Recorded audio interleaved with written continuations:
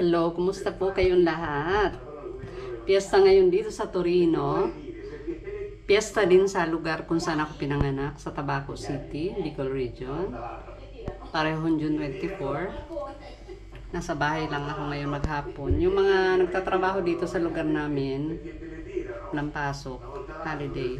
Pero pag yung trabaho mo, kahit taga rito ka, trabaho mo ay sa labas ng Turin, City of Turin, hindi ka kasali. Magtatrabaho ka. Naglinis ako kanina ng yung binigay sa akin ng kapatid kong card, yung binigay sa amin na, alam niyo yun, yung pinakita ko na parang tinutulak-tulak. Eh, siyempre, matagal yung sa labas sa balkon, maganda pa, maayos pa. Yun ang ginawa ko kanina na, tapos tinanggal ko yung mga agyo-agyo dun sa balkon namin sa likod. Andun kasi yung heater ng tubig. Siyempre marami dong, hindi gaya balkon sa harapan, doon yung mga maraming halaman.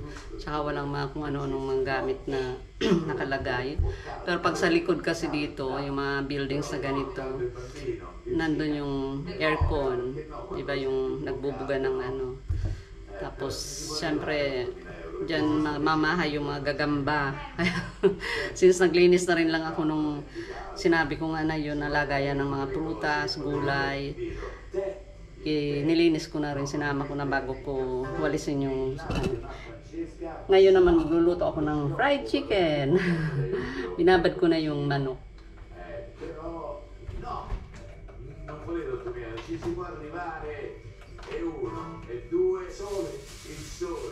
Ilabas na natin sa ref. Pagkatapos ko maglinis kanina, tamad na tamad ako. Parang ayoko nang gumawa, gusto kong manood lang ng TV. Kasi ngayon marami sanang mapapanood sa doon sa labas, sa sentro. Kaya lang, yung asawa ko may trabaho. Pagdating niya, sabi niya, labas tayo, pasyal tayo. Sabi ko, ang hirap naman ngayon, di makakapasok ang kotse doon sa sentro. Lalo na pag ganyan may okasyon, maraming mga palabas, syempre piyesta nga. Sabi niya, magmotor tayo. Sabi ko, hindi na, mainit din pati. Parang iba yung, di ba, parang bagsak yung ano mo, parang tinatamad ka kumilos. Parang mas masigla ako kapag maginaw, pag winter, kaysa ganitong mainit ang panahon. I-prepare na natin ito. Gabi na rito, hindi pa kami kumakain ng hapunan. Yung asawa ko maaga matutulog, may pasok bukas.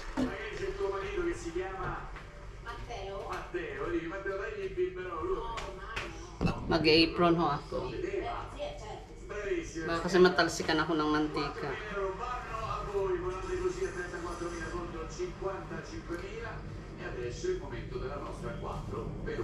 Gusto ko mag-headband kasi yung buhok hindi nakaano sa mukha, diba? Pag naka-headband. Buksan natin ang bintana dito para lumabas yung amoy. Siyempre, magpiprito eh. Ito ang pambukas ko, magic gunting. Hindi ko kasi abot. Ayan, para lumiwanag din. Kumusta po kayong lahat nga pala? Hindi man lang ako nangumusta. Painitin natin ang mantika. Dito ako magpiprito sa malaking kaldero para hindi matilamsik. Pero bago ang lahat, isara ko muna yung pinto ng kwarto. Ganyan kami dito kasi mangangamoy yung loob ng bahay. Yung kwarto, sinasara namin.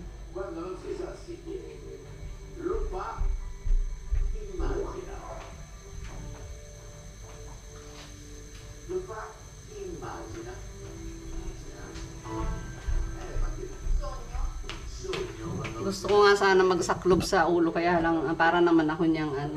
Kasi yung pansaklob ko, alam niyo yung sa parlor, ay hindi pala sa parlor, yung binibigay sa hotel. Nakaipon ako ng mga ganon. Nung madalas kami magbakasyon ng hotel.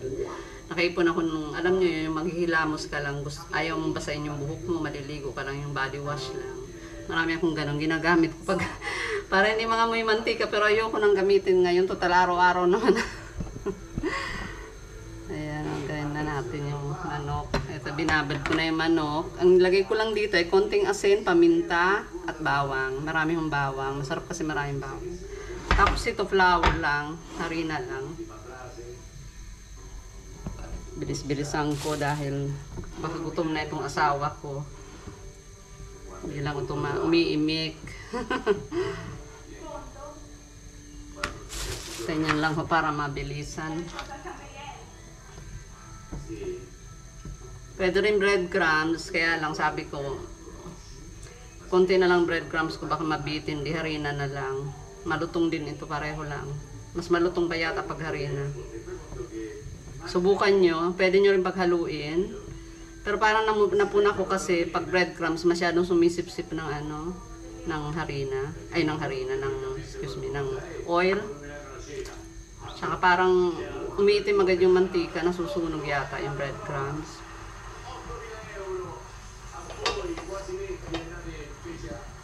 Tsaka malutong, kapag ginamitan nyo ng ganito, ng harina lang, malutong ang chicken, pati yung balat. Kanina ko lang ito binabad, kaninang umaga, dinipros ko kagabi. Tapos binabad ko na kaninang umaga, malasa na rin siguro.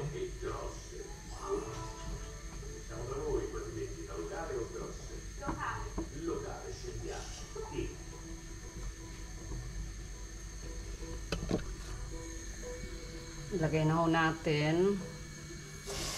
Mainit naman na siguro yung mantika na yan. Whether you like it or not, ilalagay ko na dahil safe na. Ayan. Ayan lang natin. Lakas ko muna ng apoy.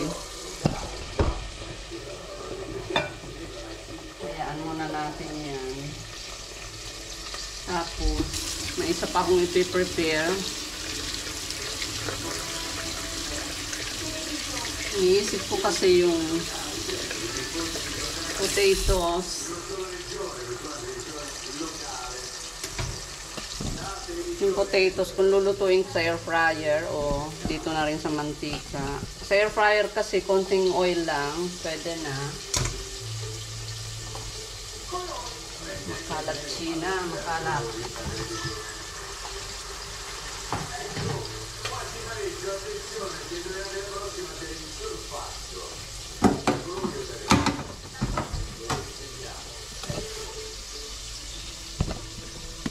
Ito ho. Ito na yon.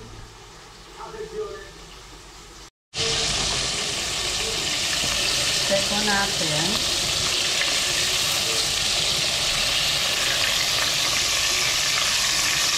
Ayan, kita nyo, brown na, diba? Ayan, sunog na nga yun. Malikit kami yung kalderong ito. Ito yung madaling uminit. Pampasta ko kasi ito. Madaling mag-boil ang tubig dito. Hinahinaan ko para hindi mahilaw. Baka kasi mahilaw yung loob ng manok.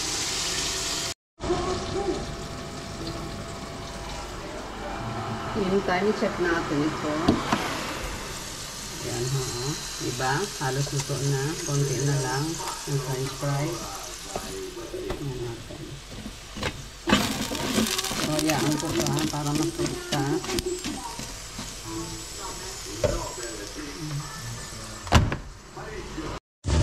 Initin naman natin yung tinapay na ginawa ko. Dahil mahilig sa tinapay si Mister.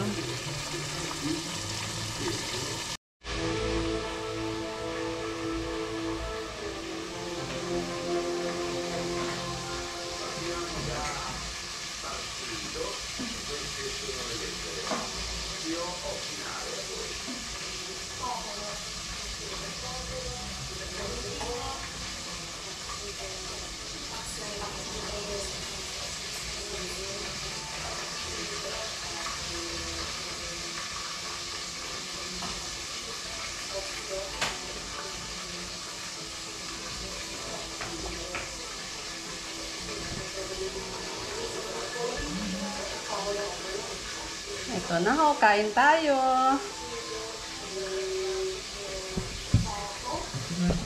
Kuha akong ketchup.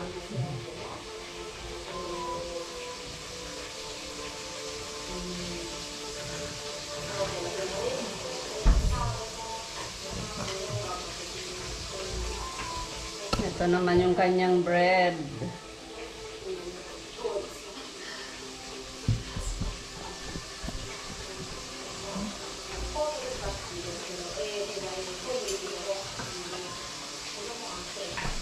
Siyempre, ketchup mayonnaise. Di mawawala.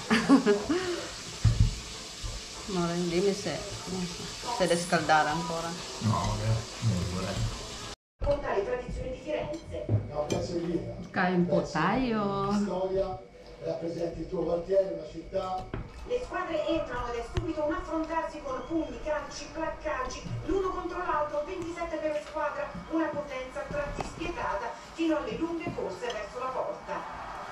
Su fuori coraggio e orgoglio, una battaglia di cuore. Kain po tayo. Un po' di violento, un po' di montato. Chicken and french fries. Gawa lang sa bahay lahat ito. Lagyan natin ng mayonnaise. May ketchup na. Yun lang. Pag binuksan ko itong isang ganitong garapo na mayonnaise, dapat hindi ko to patagalin kahit naka-rep. Siguro gagawa ko ng chicken macaroni. Itong maaraw na ito. Alam nyo, hindi ko makain ng french fries kung walang mayonnaise with ketchup o kaya mayonnaise with barbecue sauce. Yun ang terno ko dito lagi. Lalo na pag kumakain kami sa food chain. Bira lang naman yun. Cheers! Bira lang naman yun mangyayari. Dahil di naman kami dependent sa mga ganung pagkain, sa fast food. Kung kumakain kami sa labas, sa yung fine dining, kahit hindi naman yung mamahaling restaurant, yung mga food chains, bihirang-bihirang mangyayari yun. Pag gusto lang namin na-miss namin, like, di ba yung hamburger, minsan masarap din, nami-miss din natin yun, yung french fries. Ayun. O ayaw gumawa sa bahay. I giocatori si tuffano sull'erba, forse anche per tirare il fiato. Nessuno avrebbe mai immaginato che un set potesse finire 70-68 per Easter. È come se avessero vinto entrambi. L'applauso di John McEnroe. Un trofeo speciale per il record di 11 ore e 5 minuti su 31. Buon appetito. La foto finale con l'arbitro. Al campo 18 c'è ora una targa che ricorda il Pag mainit talaga. la partita più lunga della storia del tennis.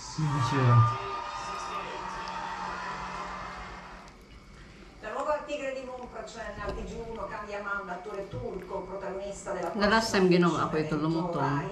This time parang hindi masyado. Siguro kasi hindi ko na pat dry. Medyo humid yung patatas. Ah, il nuovo tarda. Il nuovo tarda. Yan.